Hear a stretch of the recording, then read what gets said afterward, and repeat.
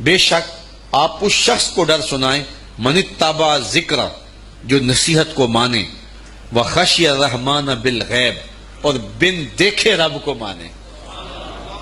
یار جب کوئی دیکھ لے، سامنے آنکھوں کے آ جائے، تو پھر تو وہ فرعون نے بھی کہا تھا نا آمنت برب موسیٰ، میں موسیٰ کے رب پر ایمان لایا ہوں۔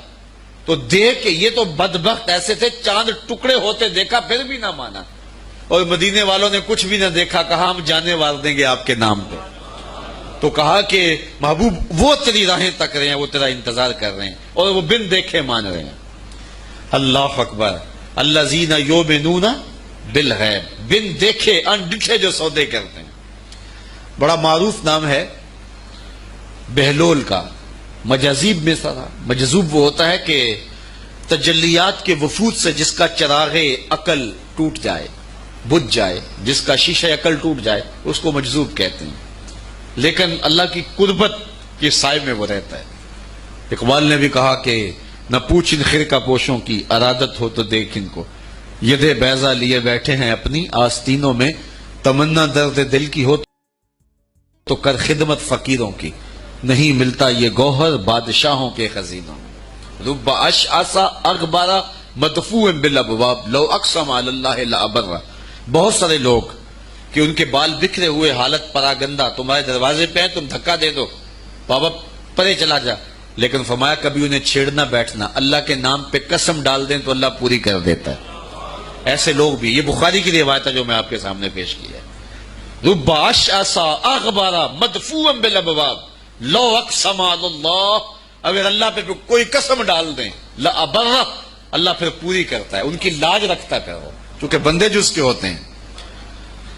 بغداد کا بازار تھا، اور ایک حلوائی جو ہے وہ صبح صبح اپنی دکان سے جا رہا تھا کہ ایک فقیر آ نکلا، لکڑی کے کھڑاؤں اس نے پہنے ہوئے تھے، تو کہا بابا جی آؤ ذرا بیٹھو، تو اس نے گرم گرم دودھ نکال کر کے بابا جی کو پیش کیا۔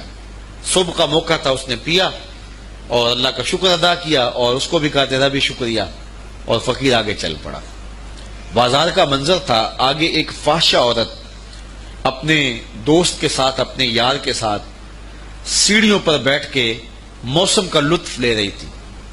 یہ آج کل جس طرح ہلکی ہلکی بوندا باندی ہو تو جی چاہتا نا کہ باہر آئیں اور منظر دیکھیں، تو ساون کی رت لگی ہوئی تھی، ہلکی ہلکی بوندا باندی تھی، تو سیڑھیوں پہ بیٹھ کے وہ موسم کا لطف لے رہے تھے کہ یہ فقیر اپنی موج میں بازار سے گزرا، تو لکڑی کے کھڑاؤں تھے، کیچڑ اڑ کے کبھی دائیں گرتا تھا کبھی بائیں گرتا تھا، ایک چھینٹا اڑا اور اس عورت کے لباس پہ جا گرا۔ اس کے پاس اس کا بیٹھا ہوا جو یار تھا، اسے بڑا غصہ آیا، اٹھا اور آ کے فقیر کے منہ پہ تھپڑ مارا۔ فقیر بنے پھرتے ہو، چلنے کی تمیز بھی نہیں ہے، قیمتی لباس ضائع کر دیا۔ فقیر نے آسمان کی طرف دیکھا اور ہنس کے کہا مالک تو بھی بڑا بے نیاز ہے، کہیں سے دودھ پلواتا ہے کہیں سے تھپڑ مرواتا ہے۔ حضرت داتا گنج بخش علی حجویری کشف المعجوب میں لکھتے ہیں فقیر اتنی دیر تک فقیر نہیں بنتا جب تک خدا کی رضا پہ راضی نہیں ہو جاتا۔ بلیا لوکی تینو کافر کافر آکھن تو آہو آہو آکھ، جب تک یہ کیفیت نہیں ہو جاتی فقیر فقیر نہیں بنتا۔ کہا مالک تیری بھی عجیب شان ہے، کہیں سے دودھ پلواتا ہے کہیں سے تھپڑ مرواتا ہے۔ یہ کہہ کے فقیر آگے چل پڑا۔ وہ عورت چھت پہ جانے لگی تو پاؤں پھسلا سیڑھی سے تو سر کے بل گری، چوٹ کوئی ایسی آئی کہ موقع پہ فوت ہو گئی۔ شور مچ گیا کہ فقیر نے کوئی بد دعا دی تھی آسمان کی طرف منہ کر کے، تو یہ قیمتی جان چلی گئی۔ فقیر ابھی بازار کے دوسرے کونے تک نہیں پہنچنے پائے تھے کہ پکڑ لیے گئے۔ لوگوں نے کہا فقیر بنے پھرتے ہو، حوصلہ بھی نہیں رکھتے ہو، کیا ہوا میاں؟ کہا تم نے بد دعا دی اور عورت کی جان گئی۔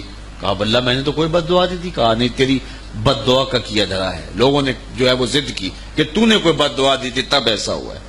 جب لوگوں نے ضد کی نا، اس نے کہا اگر سچی بات پوچھتے ہو نا تو میں نے بد دعا کوئی نہیں دی، یہ اصل میں یاروں یاروں کی لڑائی ہے۔ کہا وہ کیا؟ کہا جب میں گزر رہا تھا تو میرے پاؤں سے چینٹا اڑا، اس عورت کے لباس پہ پڑا تو اس کے یار کو غصہ آیا، اس نے مجھے مارا، پھر میرے یار کو بھی غصہ آ گیا۔ تو کہا رب اشعث اغبر مدفوع بالابواب لو اقسم علی اللہ لابر۔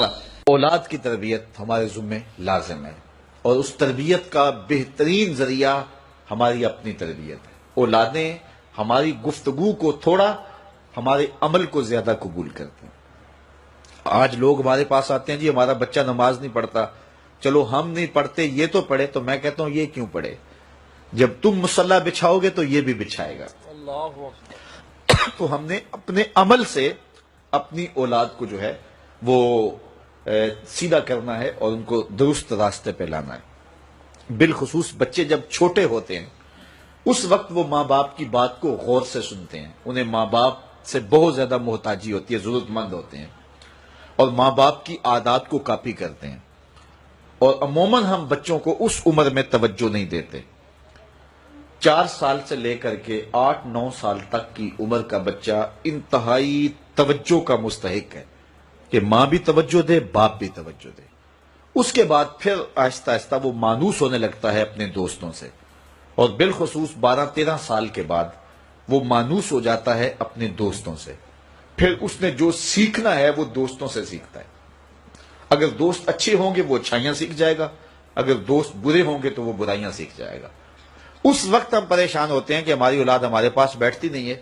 اصل اس کی اب بیٹھنے کی عمر نہیں رہی، کیونکہ وہ تمہارے ہم عمر نہیں ہے کہ تمہارے ساتھ بیٹھیں، اور اب وہ بچے بھی نہیں رہے تو وہ اپنی ہم عمر نسل کو تلاش کریں گے. اس وقت ہم اگر اولاد کو کھینچیں گے تو وہ ہمارے پاس نہیں آئے گی. وقت جو تھا وہ ہم نے ضائع کر دیا. لیکن ہمیں پھر بھی اس دور میں اولاد سے غافل نہیں ہونا چاہیے. ہمیں ایک تو کوشش کرنی چاہیے کہ اچھے لوگوں کی دوستی ان بچوں کے ساتھ جو ہے وہ پیدا کرنے کی کوشش کریں. المرء علی دین خلیلہ فلینظر احدکم من یخالل. رسول اللہ صلی اللہ علیہ وسلم نے ارشاد فرمایا ہر شخص اپنے دوست کے دین پہ ہوتا ہے، تو جب وہ دوستی لگانے لگے تو دیکھے کہ وہ دوستی کس سے لگا رہا ہے. تو جب یہ عمر بچوں کی پہنچ جائے تو اس وقت یہ خیال کیا جائے. اور حضرت سیدنا علی المرتضی رضی اللہ تعالی عنہ نے فرمایا کہ 15 سال سے لے کر کے 20 سال تک کی عمر انتہائی اہم عمر ہے، اور اس عمر میں ہی نظریات بنتے ہیں اور خیالات پختہ ہوتے ہیں. تو جس نے اس عمر کو سنبھال لیا اس نے اپنی زندگی سنوار لی، اور جس کی یہ عمر بگڑ گئی اس کا سب کچھ بگڑ گیا. اس وقت میرے خیال کے مطابق 15 سے 20 سال تک کی اس عمر کو دوست بھی نہیں اتنا بگاڑ سکتے، معاشرہ بھی اتنا نہیں بگاڑ سکتا. اس عمر کو اس وقت سب سے زیادہ جو چیز بگاڑ رہی ہے وہ ہمارا سوشل میڈیا ہے، ہمارا الیکٹرانک میڈیا ہے، اور یہ موبائل جو ہر بچے کے ہاتھ میں آ گیا ہے. تو کم از کم 15 سال سے لے کر 20 سال تک کی عمر کے بچوں کو آپ موبائل لے کر نہ دیں، اور انتہائی ضرورت پر ان کو استعمال کرنے کی اجازت دیں.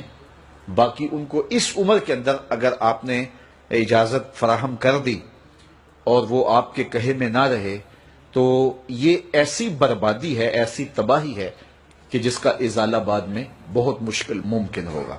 اس لیے اس وقت سب سے زیادہ ہمیں جو چیز نقصان پہنچا رہی ہے، ہماری معاشرت کو جو چیز کھوکھلا کر رہی ہے وہ یہ چیز ہے. یہ میں کل کی ایک رپورٹ پڑھ رہا تھا انڈیا کی، کہ انڈیا کا جو معاشرہ ہے اس میں جو نوجوان ہیں وہ بالکل اس میڈیا کی وجہ سے برباد ہو گئے، اور پاکستان میں بھی اس کے اثرات جو ہیں وہ بہت سارے ہیں.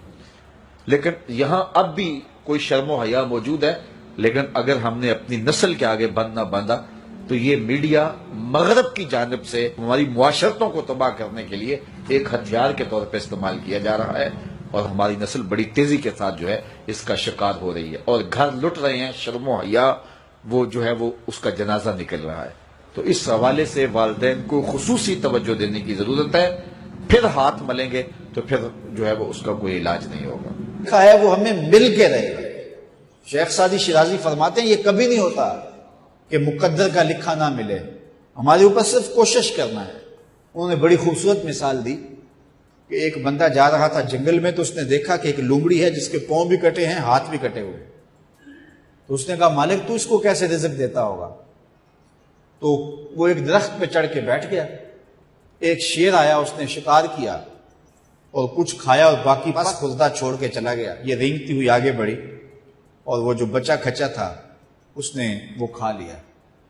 تو اس کا بڑا یقین کامل ہو گیا. اس نے کہا کہ مالک تو کتنا کریم ہے، اس کو بھی رزق دیتا ہے. ایک غار میں جا کے بیٹھ گیا. جب وہ بے دست و پا لومڑی کو رزق دیتا ہے انہیں تو پھر انسان. ایک پہر گزرا، 2 پہر گزرے، تو ہاتف سے آواز آئی میرے بندے میں تجھے بھی دوں گا، لیکن شیر بن لومڑی نہ بن. شیر بن لومڑی نہ بن کہ خود بھی کھا اور اوروں کو بھی کھلا. تو قسمت کا ہے جو مل کے رہتا ہے. اب کوئی شیر بن کے لے لے یا لومڑی بن کے لے لے. حرام ذریعہ اختیار کر لے یا حلال ذریعہ اختیار کر لے، اب یہ ہمیں اس نے اختیار دیا ہے۔ فَلَنُحْيِيَنَّهُ حَيَاتًا طَيِّبَةً، اللہ فرماتا ہے کہ جو میرا ہو جائے پھر میں ستھری زندگی دے دیتا ہوں، میں پاکیزہ زندگی دے دیتا ہوں، میں نورانی زندگی عطا کر دیتا ہوں۔ تو یقیناً جو اس کے ہو جائیں پھر اللہ اس کا ہو جاتا ہے۔ فَلَنُحْيِيَنَّهُ حَيَاتًا طَيِّبَةً کا روپ چڑھتا ہے ان کے چہرے کے اوپر، زندہ ہوتے ہیں تو خوبصورت زندگی گزارتے ہیں، اور جب اس دنیا سے جاتے ہیں تو پھر بھی خوبصورتی زندگی گزارتے ہیں۔ اللہ تعالی ہمیں ایسا کر دے کہ مرنے کے بعد بھی ہمارے چہرے پہ رسول اللہ کے انوار کا عکس نمایاں ہو، اور دنیا کی زندگی میں رہیں تو ہم طمانیت کی زندگی، سکھ اور چین کی زندگی گزاریں۔ صبح سے لے کر شام تک ٹینشن، مصیبت، پریشانیاں، کیا ضرورت ہے اتنا کچھ لینے کے لیے؟ درود پڑھتے جاؤ، زندگی گزارتے جاؤ، زندگی سوکھی گزارو، زندگی اوکھی نہ گزارو، جو اللہ نے دے دیا اس پہ راضی ہو جاؤ، بس ٹھیک ہے۔ اگر کوئی لوگ تمہیں گالیاں دیتے ہیں، برا کہتے ہیں، کوئی بات نہیں، بلیا لوکی تینوں کافر کافر آکھن، تو آہو آہو آہ۔ کوئی تکلیفیں دیتا ہے پھر بھی پریشان نہ ہو، رزق تھوڑا ہے تب بھی پریشان نہ ہو، زیادہ ہے پھر بھی ٹینشن نہ لو، اللہ کا شکر ہے، اللہ نے جس حال میں رکھا ہے۔ اور سنو، میں کہتا ہوں کہ یہ ٹینشن فری حدیث ہے۔ حضرت علی المرتضیٰ فرماتے ہیں جو اللہ کے دیے گئے تھوڑے رزق پہ راضی ہو گیا، اللہ قیامت کے دن اس کے تھوڑے عملوں پہ راضی ہو جائے۔ جو اللہ کے دیے تھوڑے رزق پہ راضی ہو گیا، اللہ قیامت کے دن اس کے تھوڑے عملوں پہ راضی ہو گیا۔ تو خوش نصیب ہیں وہ لوگ جو اپنی زندگی کو اللہ کی رضا میں گزارتے ہیں اور اپنی آخرت کو بھی اس کی رضا کے سائے میں لے جاتے ہیں۔ اللہ تعالیٰ مجھے آپ کو اپنی رحمتوں کے سائے میں رکھے، دنیا آخرت کی بہاریں نصیب فرمائے۔ آقا کریم علیہ السلام کی مجلس نور سجی ہے۔ حضرت انس بن مالک رضی اللہ تعالی عنہ روایت کرتے ہیں، ایک شخص آیا اور حضور کی خدمت میں عرض گزار ہوتا ہے، متی الساعہ یا رسول اللہ، اے پیارے رسول صلی اللہ علیہ وسلم، قیامت کب آئے گی؟ اگر ایک طالب علم پوچھ رہا ہو کہ استاد جی امتحان کب ہوں گے، تو اس کا مطلب صاف صاف یہ ہے کہ اس نے بھرپور تیاری کر رکھی ہے اور بے چینی سے اسے امتحانات کا انتظار ہے۔ تو اس نے کہا متی الساعہ، قیامت کب آئے گی؟ تو حضور نے اس کو جو جواب دیا، فرمایا ما عادت لہا، قیامت کا پوچھ رہے ہو، اس کے لیے تیاری کیا کر رکھی ہے؟ تو شخص کا جواب سنیے، اس نے عرض کی ما عادت لہا من کثیر صلاۃ ولا صوم ولا صدقہ ولکن احب اللہ ورسولہ، میں قیامت کی تیاری کے لیے نمازوں، روزوں اور صدقات کی کثرت نہیں رکھتا۔ بعض ہمارے خطبہ جوش خطابت میں کہہ دیتے ہیں کہ اس نے کہا کہ یا رسول اللہ، نہ میں نمازیں پڑھی ہیں نہ میں روزے رکھے ہیں۔ یہ کیسے ہو سکتا ہے کہ ایک صحابی رسول ہو اور وہ نماز نہ پڑھتا ہو اور وہ روزے نہ رکھتا ہو؟ اس نے روزوں اور نمازوں کی کثرت کی نفی کی ہے۔ لفظ جو حدیث کے ہیں وہ یہ ہیں، اس نے کہا ما عادت لہا من کثیر صلاۃ ولا صوم ولا صدقہ، میرے پاس نمازوں اور روزوں اور صدقے کی کثرت نہیں ہے۔ اس بات پہ مجھے کوئی تیاری کی صورت میں ناز نہیں ہے کہ میرے پاس بہت ساری نمازوں کا ذخیرہ ہے، صدقات میں نے بہت سارے کیے ہیں، لیکن جو میری تیاری ہے وہ یہ ہے ولیکن احب اللہ ورسولہ، میں اللہ اور اس کے رسول سے پیار کرتا ہوں، میری بس یہی تیاری ہے۔ تو اس جواب پر حضور علیہ السلام نے جو ارشاد فرمایا وہ سننے کے قابل ہے۔ آقا کریم علیہ السلام نے ارشاد فرمایا انت مع من احببت، تو جس کے ساتھ محبت کرتا ہے اسی کے ساتھ ہوگا۔ اب حضرت انس بن مالک رضی اللہ تعالی عنہ اپنی رائے دیتے ہیں، فرماتے ہیں فما فرحنا بے قول النبی صلی اللہ علیہ وسلم انت مع من احببت، کہتے ہیں ایمان لانے کے بعد زندگی میں کبھی اتنی خوشی نہیں ہوئی تھی جتنی خوشی اس قول کو سن کے ہوئی کہ حضور علیہ السلام نے فرمایا کہ تم اس کے ساتھ ہوگے جس سے محبت کرتے ہو۔ تو حضرت انس رضی اللہ تعالی عنہ مزید فرماتے ہیں انا احب النبی و ابا بکر و عمر و ارجو ان اکون بحبی ایاہم وان لم اعمل بمثل اعمالہم، کہتے ہیں میں اللہ کے رسول سے پیار کرتا ہوں، میں حضرت ابو بکر سے پیار کرتا ہوں، میں حضرت عمر سے پیار کرتا ہوں، اور ان کی محبت کی وجہ سے میری خوش نصیبی کہ میں ان لوگوں کے ساتھ ہوں گا اگرچہ میرے اعمال ان کے اعمال جیسے نہیں ہیں، لیکن حضور کا یہ فرمان تو جس سے پیار کرتا ہے اس کے ساتھ ہوگا۔